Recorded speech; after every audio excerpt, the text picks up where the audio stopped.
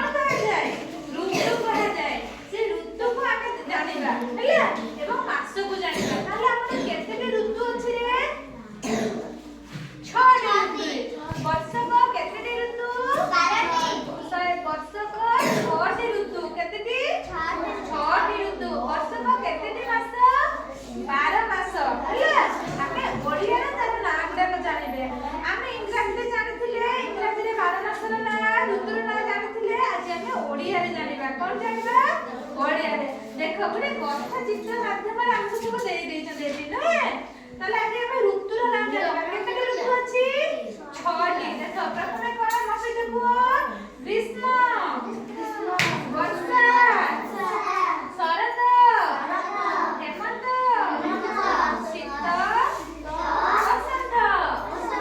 आतरे केतरा ऋतु हैला हमर ग्रीष्म वर्षा शरद हेमंत शीत वसंत हमर 6टा ऋतु अछि 6टा ऋतु रे कोन ना 12टी मास अछि कोन अछि हम तो ग्रीष्म ऋतु रे कोन अनुभव हुए ग्रीष्म ऋतु रे कोन हुए जोरे खरा हुए कोन हुए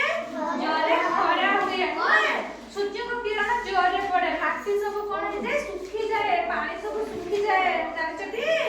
नए ठीक से वर्षा ऋतु रे कोन हुए जोरे वर्षा हुए हम सब स्कूल कोन करू छत्ता नहीं के आसना हम सब छत्ता नहीं के आसु जोरे वर्षा हुए नदी नाला सब कोन हुए ना फूल हे जाए आ कोन ना बन्या हुए न अच्छा तापरे देखिबा शीत ऋतु रे कोन हुए शीत हुए हम केमिति जानो शीत हुए बोली आमे जोरे शीत हुए आमे कोन करू स्वेटर पिंधु न हम देह को बहुत ठंडा लागे हम साधारणतः तीनटा ऋतु को अनुभव करि पारू न हां ग्रीष्म वर्षा आ शीत ऋतु ए तीनटा ऋतु को हम भलो भाबरे अनुभव करि पारू अच्छा हम ऋतु विषय रे जानिले हमर मास केतटी अछि 12टी मास ओडिया रे से मास गुडे तमे जानि छ कोन कोन देखो कोन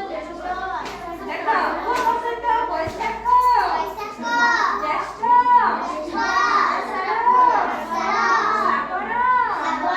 भाद्रव कार्तिक मार्गशीर पौष माघ फाल्गुन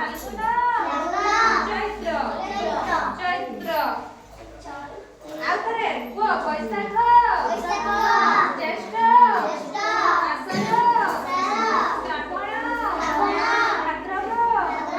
आश्विन कार्तिक मार्गशीर पौष माघ फाल्गुन चैत्र जानिला मोर पे तमने को पचारिबी तमने कहबो अच्छा मनीषा तमे चित्र देखि कहिला तमे चित्र देखि को शीत ऋतु केउ केउ मास रे पडुची निजे चित्र देखि को जा पाखको हां कोन ठीक अछि अच्छा अपना तमे कहले देखि कहिला वर्षा ऋतु केउ केउ मास रे पडुची